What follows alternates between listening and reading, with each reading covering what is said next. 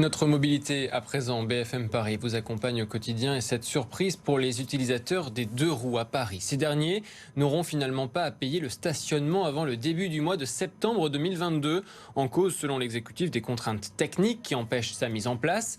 Les Parisiens, eux, sont très divisés. Nargis Hadji, Jean-Baptiste Gratiani. La mairie de Paris obligée de freiner, les conducteurs de deux roues peuvent respirer. Le stationnement de leur véhicule devait devenir payant dès le 1er janvier. Finalement, ce sera à partir de septembre prochain. Un répit de 8 mois, mais pas de quoi sauter de joie. C'est un sursis, on va dire. On va attendre encore un petit peu, mais pour nous, c'est toujours pareil. C'est l'épée de Damoclès.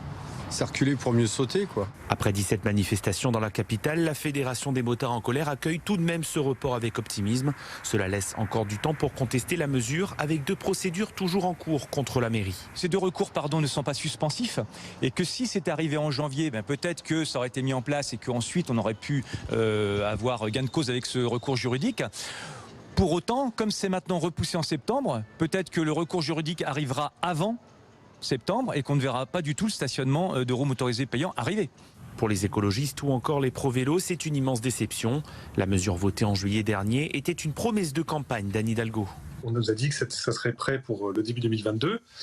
Donc évidemment, attendu 8 ou 9 mois supplémentaires, c'est beaucoup. Et on aurait préféré que ce soit un peu plus tôt et qu'on n'attende pas de devoir passer l'élection présidentielle, etc. Parce qu'on se demande quand même s'il n'y a pas un enjeu politique derrière. Selon l'exécutif parisien, des contraintes techniques empêchent cette mise en place dès le début de l'année prochaine.